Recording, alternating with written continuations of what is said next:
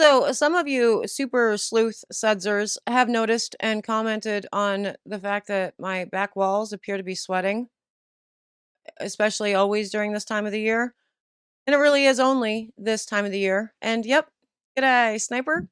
You see it. And the reason that it exists actually is because this particular building is heated with a propane heater thing. And there's also a fan to keep the air moving, as well as an exhaust fan to all the things. And I have to turn both of those things off in order to film. And so it gets instantly wildly humid in here. And if you're asking what that does to my soaps and my bath bombs, not a lot, thankfully, because I'm running some dehumidifiers as well. But yeah, it definitely makes the wall look weird. So now that I've pointed that out to people who didn't notice it before, you're not going to be able to unsee it. And I guess you'll be able to unsee it when I am no longer needing to put the heater on in order to film. So we'll see. That has nothing whatsoever to do with, the soap that we're making today. It's just you guys noticed a thing, and I thought I would talk about it. I will tell you what we are making, even though the title already did that for you, in just a minute. But before I do, hello, I am Mrs. Soap and Clay. Let's make stuff.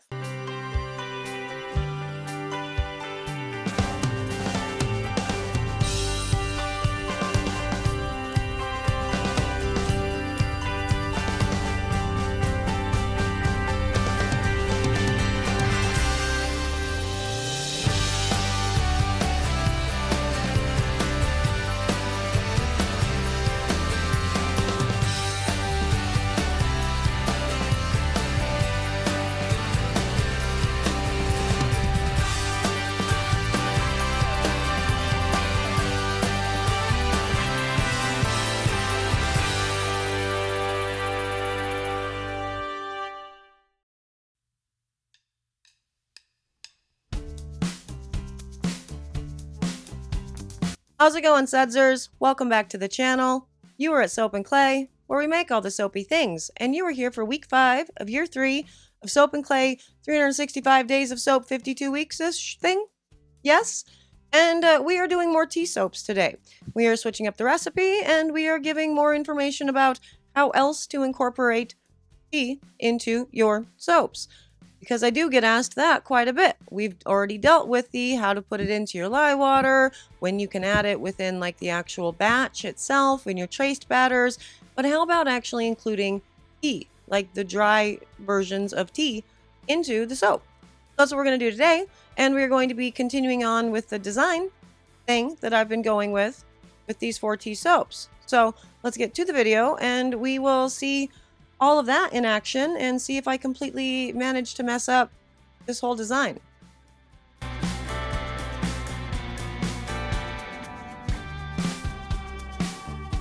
Okay, so today is the 3rd in the tea soaps line, and we are doing a coconut oil free recipe, which I'm going to be giving you there. And yeah, the strained lye solution looks weird because there's oat milk as well as the tea in all of that, and so there was a lot that had to be strained out. So there's your recipe. Have fun with that. And yeah, it's a very interesting recipe in and of itself, in that like the saturated to unsaturated are just completely hosed. It's, I think, 33% to 69%. It's wild. And I was, while I usually don't pay a lot of attention to any of that, I do always look at it and I do pay attention to it. I sort of expected it to be a weird soap when it was all said and done. Now, keep in mind that with all of this, I don't normally do anything without coconut oil, but because I am doing a Project Soapway upcoming challenge for a coconut-free recipe that still has an excellent bubble and all that, I wanted to play. And in playing, I ended up with some very interesting ratios for the oils themselves, which we're going to talk about in a minute.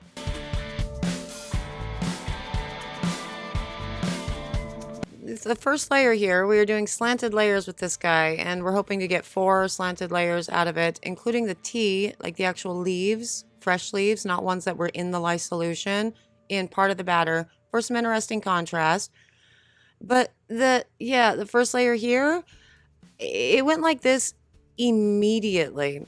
Like, I didn't take another stir stick to thicken it up. I was just stirring it with the whisk, as you saw, and then I put the scent in, and it went real strange. And so I immediately got nervous. Now, the original scent that I had used for this batch was a green tea. So I was doing a green tea and a chamomile tea blend for this particular soap. And it was a green tea from Nature's Garden that was going in the bottom portion because it was going to discolor, and I knew that, okay, it was going to be black, so it's fine.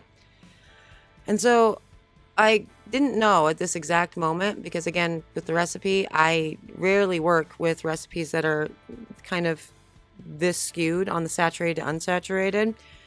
And I have a lot of cocoa butter going on in here. It's 20%. I have 10% castor oil going on. These are outside the quote-unquote recommended ratios for soap with these particular oils and butters. And so I really didn't know if it was the scent or the butters and the, castor oil, the recipe, essentially, at this point. So what I did for the rest of the batches is I mixed the colors into the fragrance, but instead of using any of the green tea, I just used the chamomile. And I didn't end up with any problems for the rest of the layers, as you're going to see. So my money is on it was the scent accelerating. But, I didn't know that at the time, and it was a little bit wild. So, to the recipe. A very interesting recipe in that it does not have coconut oil. I usually use coconut oil quite a lot because I like a big bubble. So, that's why I have the castor oil in at 10%, because I want a very big bubble that's nice and stable, which I think I'm going to get with the castor and the cocoa together. Cocoa butter sitting at 20%, also quite a bit higher than what is recommended usually to soap with. And so it's going to be a very firm bar. But I gotta tell you, Miss A actually, I made this soap before Miss A had told me about this, or before I placed an order with her in Not So Typical. And I was asking her what her recipe was for the cocoa butter or for this soap that I picked up from her because I loved it.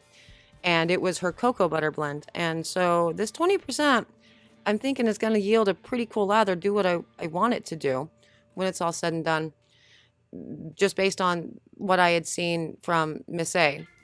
Now, the olive oil is sitting at 40% because I do want, some moisturizing properties and all of that jazz, even though you're getting tons of moisture with the cocoa butter and the castor oil. So you could totally drop that down quite a bit. And the palm oil is sitting at 30%. And that's, again, going to be for bar hardness and for the stearic acid and all of the awesomeness that I love palm oil, for.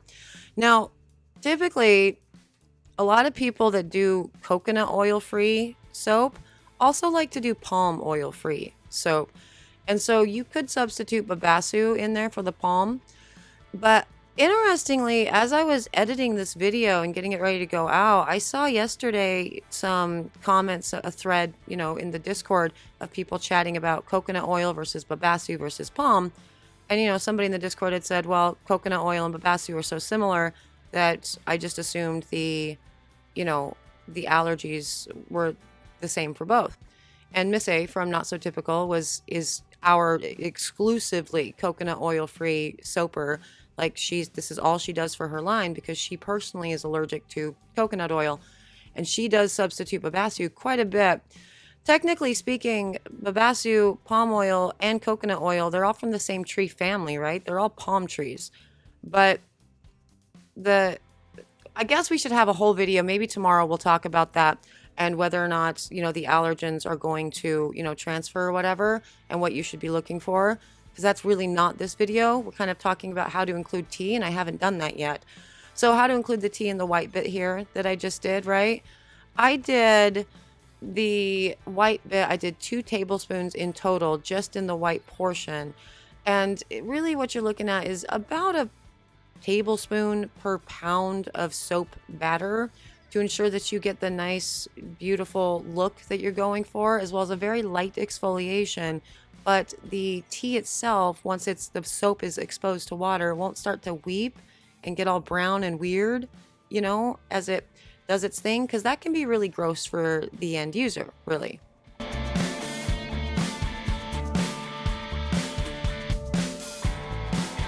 Okay, now on to the cut of this guy, and it's so shiny. Has such a good hand feel. I am so obsessed with cocoa butter in recipes right now. It's so delightful. I'm just I mean, I use it reasonably frequently, right? But never in this high of amounts. The other one was kind of high too, but it feels so good. But unfortunately, as a result of the black layer doing its thing and seizing, I ended up with not at all what I wanted with this guy. And that's super unfortunate because I really was going for four uh, equal parts layers. So I was measuring out the same amount of the soap batter, the finished soap batter, into a container and pouring all equal and just kind of moving the slant by changing the pitch of my towel, really. I do still have that Cheshire Cat thing that I got from, what company is it? Please help me, guys. I forgot. Please, in the chat below or in the comments below, please let me know so we can make sure that the appropriate person gets their credit. But the Cheshire Cat angle mold thing, I do still have that. I should probably have taken that out for this to do these right, but ultimately it kind of wouldn't have mattered because that bottom layer got so thick. There's wild glycerin rivers going on in that. Like, that is some serious seizing. You've seen that before in the beer soap that I made for you guys. Like, this particular beer soap, the particular beer that I use, it always does this. And I use it to my advantage because I know it's going to. So I like the glycerin rivers that it happens with it. I mean, I like it all. But with this one, I definitely didn't want that. I wanted the black to be nice and smooth and all of the lines to be really super crisp. And that didn't quite work out. But again, I do think that was because of the fragrance, you know, doing weird things, because the rest of those layers didn't have any problem with fluidity or anything of the like. So there's that. And this is another version of the soap that I made without the green tea at all. So just the chamomile. And it's delightful. Like, it's okay-ish. The batter itself, nice and fluid, so it's closer to what I wanted. But again, my angles are crap. I didn't wait long enough between the black and the pink and the red. You get it. You can see it. You have eyes. And so, yeah, I need to thicken up my batter just a little bit more between the layers and also probably use the proper tool and not just a, you know, towel in these instances. And that's yet another example of it. Look, see, look, the darker pink. There it is. It's very cool. And it really works well with the first bar that's the darker pink. So that's awesome. And look, I got better at the layers. I still didn't ever take out the Cheshire Cat to do that. But yeah, no, that's a really cool, awesome bar of soap. And I don't have a lather test on this guy. I think I have one tomorrow with all of them. Or maybe I'll do like a TikTok or a short on them. But this lather was absolutely epic. And there it is, tea soaps with tea inside. And yeah, for the actual tea itself, very light exfoliation with all of this. And as long as you don't put too much tea into the actual soap itself, you're not going to get any weirdness when you're using it. So tea can do strange things like discolor the lather and then just sort of start to seep onto your counter or your shower or whatever after it's wet, because that tea is still taking on more moisture and tea leaves are going to tea leaf, right? But if you don't put a ton in, you're not going to really deal with that issue. And so this is what you're ultimately working with. I would say probably a tablespoon per pound of actual soap batter is going to be nice to get you the effect, as well as a light exfoliation and no seepage from the tea itself. As far as what the tea does to like the skin or whatever, this is a rinse off product. And so again, nothing is ever on your skin long enough for it to do anything significant, either good or ill. Remember that, good or ill. But two, yeah, sure. I mean, tea is antioxidant rich, all of the jazz. And so, yeah, skin softening, all of the things. Obviously, we don't say those things because those become medical claims. But yeah, there could be some benefits in putting the tea in, for sure. As far as the design is concerned, I don't know. I think this is the one that I dislike the most. It obviously didn't work out the way that I wanted it. I was going for more, you know, better planted layers.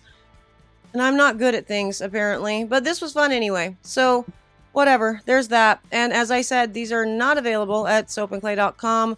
They will be in January. All of the original bars from this run were sold out immediately. Been a weird year.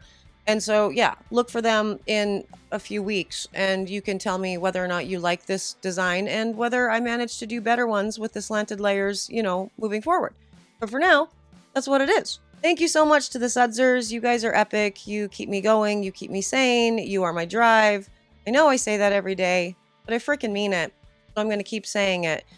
Thank you for doing the subscribey things and the YouTube things and all the things. I appreciate you guys very much. I'm out of here for today. I'm going to go turn my fans back on so all of the moisture can get dried out because it is always weird.